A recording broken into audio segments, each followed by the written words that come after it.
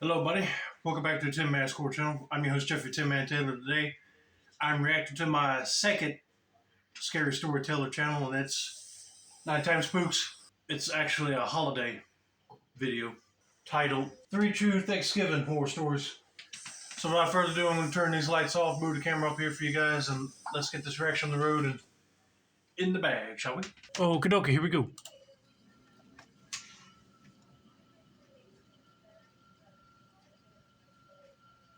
I'm a 25-year-old guy. A few Thanksgivings back, when I was still in college, my family was hosting Thanksgiving at our house like we always did. Right. Typically, about 15 to 20 family members would all come over to our house. Before dinner, we hung out, had football on the TV, and had some snacks out. Well, I can say this. My dad's side of the family is just my aunt, older cousin, and his wife and two kids that show up to our little Thanksgiving gathering at our house. But when my mom's family comes, there's a lot of people. But we always have a good time with each other during Thanksgiving. Definitely eat a lot of food, too. But anyway, let's continue with this person's story and see what happens next. My older sister had just recently got engaged to her now husband, Mark. Oh, that's I've good. always been a bit of an amateur photographer, so the three of us went outside to take some photos. It was a perfect day and time for photographs, because it had just begun to lightly snow, and the sun was sort of peeking out of the clouds. It looked pretty cool. We went out to our backyard, which was fairly large. There were several acres of land back there, with a shed and a pretty big woods. We went to the entrance of the woods, which was kind of our family photo spot, and I began taking pictures of them. We went to several other places in the yard, and were outside for about 20 minutes, and then came back inside.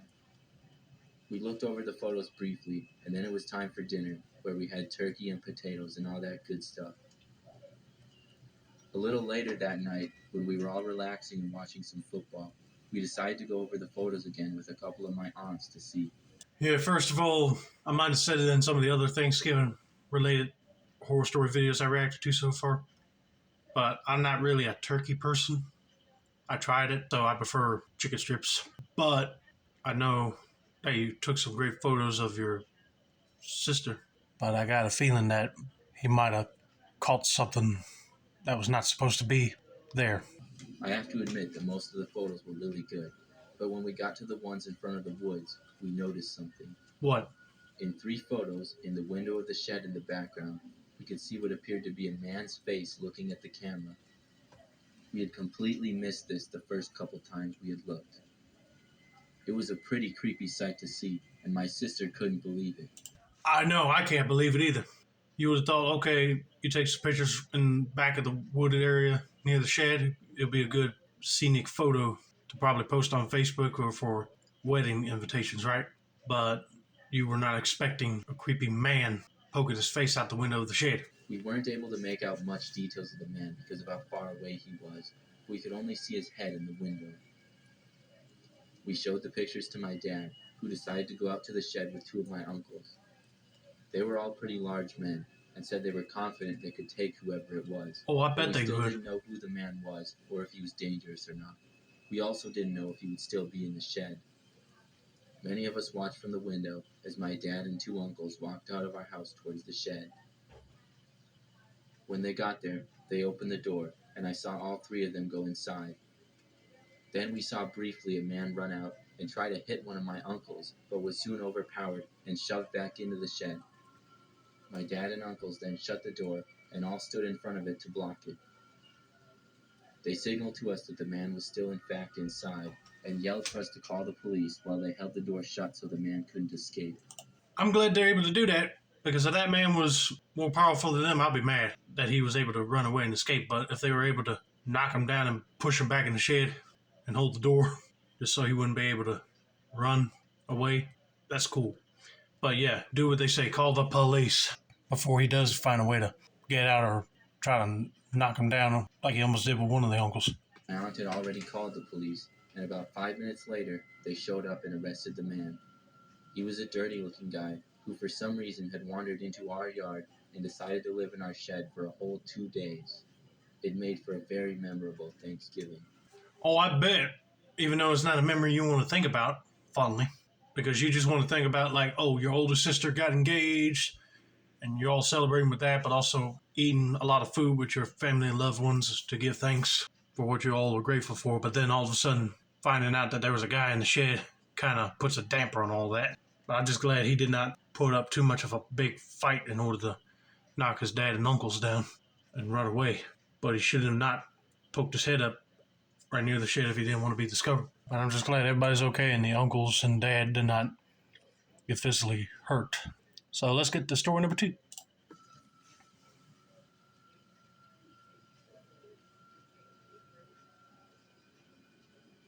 This story occurred many years ago. It was probably the early 2000s at the time. Okay. I was about 5 or 6 years old. The Thanksgiving tradition for my family is to go to my Uncle Rob and Aunt Carrie's house. They have a pretty nice place about 30 minutes away, and it's a middle point for lots of our family to meet. I remember that year we had a big family two-hand touch football game outside. It was really fun, but I was too young and too little to participate, so I stood around and watched with the rest of the family. As I was watching the game, my Uncle Rob's neighbor, John, came up to me and started talking with me. John would also be at our family get-togethers sometimes, because he would often just stop by and say hi, and then end up staying for a while. Yeah, you would think at first, there ain't nothing wrong with that. He's your neighbor. Probably don't have nobody to spend Thanksgiving with or any other cookout event. So if you guys get to know him, we always be welcome to go there. But I'm already getting the feeling that if he's just talking to this young man and not nobody else, he's got something creepy on his mind with him. Maybe trying to kidnap him, but I don't want to jump ahead with any conclusions, so let's just continue and find out, shall we? I didn't know much about him, but he always just seemed a little bit strange to me. He was probably in his 50s and had grayish hair and wore large glasses. He asked me several questions about football and who my favorite players were and stuff, and then talked with me about some other things. I remember then he asked me if I wanted to see his house. I didn't really want to, but he was really persuasive and kept telling me that I had to see it. So finally, I said okay, and then we got up and we walked back to the front of the house and then down the driveway. I know you were like 5 or 6 at the time, but golly, I would have been like, red alert, red alert. Why does the neighbor want you to come to his house while everybody is right there? I'm surprised nobody didn't get up and notice that he was taking him somewhere. And plus, I figured the neighbor walked over there when they were playing football, so the others won't even pay attention. We walked down the street into his house, which was maybe a 10-minute walk away. When we got there, I saw his house, which was an older, more beat-up looking house. He let me in the front door, and the first thing I smelled was a strong, musty smell. The house was pretty messy, and I didn't really know what we were doing there. He told me to sit on the couch, so I did, and he turned on the TV. I remember watching football on TV for a little while, while he sat across from me in his chair. We did that for maybe 10 or 15 minutes, until the front door suddenly opened. It was my Uncle Rob. He looked really surprised to see me, and asked us what we were doing. John then stood up and told my Uncle Rob that I had been begging him to take me to his house. He said that I had to go back, and then I went back to Rob's. That's a lie. He wasn't begging him to go to his house. He begged the young boy to come with him.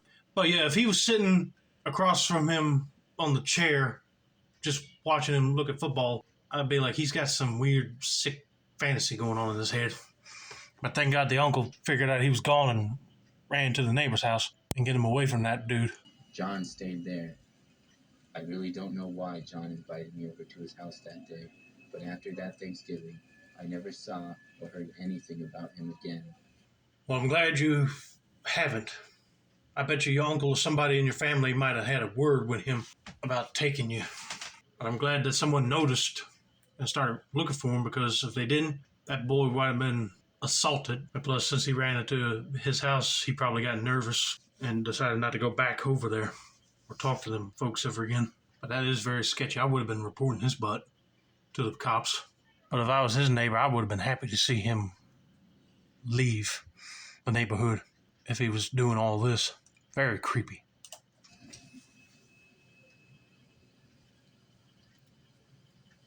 A few years back, my family was preparing to host Thanksgiving at our house for the 5th year in a row. Right. We were expecting many guests, so we decided to buy a lot of food. I was a junior or senior in high school at the time, and I worked at an electronics store. It was the night before Thanksgiving, and my mother asked me to pick up some more food last minute on my way home from work. I stopped at Walmart, which was very busy. I went inside and got all of the things that my mother had asked for, which took me longer than I had expected because of all the people that were there. When I was done, I walked back to my car and put the groceries inside of it. And that's to be expected because if you needed last minute stuff for your Thanksgiving dinner for a whole big, large family, you'll definitely see some other last minute shoppers in the grocery stores too. But as long as you get what you need, pay for it, and get out of there, it'll be rewarding when you're back home eating the food that you helped get groceries for. When I did, I noticed there was a car parked next to me with several people in it in the parking lot. As soon as I got near my car, it started up. I didn't pay much attention to it, and I started my engine and drove away. The car left at the exact same time as me and remained behind me for quite some time. Oh, heck no. At that point, I'll be calling the police because if you see multiple people in a car that was parked right next to yours and then they start following you, bad news right there. Try to follow you just so they can jump out of their car and grab you once you, or maybe follow you inside just to rob everybody in the house. You never know. It was a typical looking car, maybe a little bit old, and was black. I only lived about 5 to 10 minutes away from the store and made it back pretty quickly. I was slightly concerned though when I turned onto my street and saw the car turn on as well. I figured it was a coincidence and I pulled into my driveway, but when I did, I noticed the car stopped on the street in front of my house. I went inside and unpacked the groceries and then went back to the window to see if the car was still there. Sure enough, it was, and that's when I told my parents and older brother about it. They said they wanted to go outside and confront whoever it was, so they walked outside. But as soon as they made it out the front door, the car drove away. Relieved, I went back and helped my mother prepare some of the food for the next day. Later on that night, though, as I was about to go to sleep, I heard two very loud bangs at the front door. It was very startling. Several of us walked over to the window, but by the time we got there, we didn't see anything at all. We stayed on alert for a few minutes, but eventually we all decided to try to go to bed. I was able to finally fall asleep, but was awakened not much longer at 2 a.m. to hear the sound of a banging noise coming from outside. I got out of bed and walked out to the living room. I saw my parents standing in the hallway and heard my mom say she was calling the police. I went to the window and saw two people banging on the window of our car in the driveway. Before long, one of the windows broke. They kept banging on the windows as the glass kept shattering, and then they went inside the car. My dad ran to the front door and opened it a crack and shouted that he had called the police. They didn't seem fazed though and remained inside the car. When I looked to the street, sure enough, the same black car that had been following me was parked across from us again.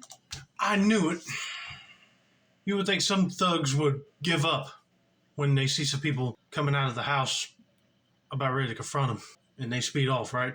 Nope. They go back the next night while everybody's sleeping and try to steal something out of the car. Now, I don't know if they're trying to steal the car itself, but I'm surprised these guys are not running away when the dad said, hey, I already called the cops.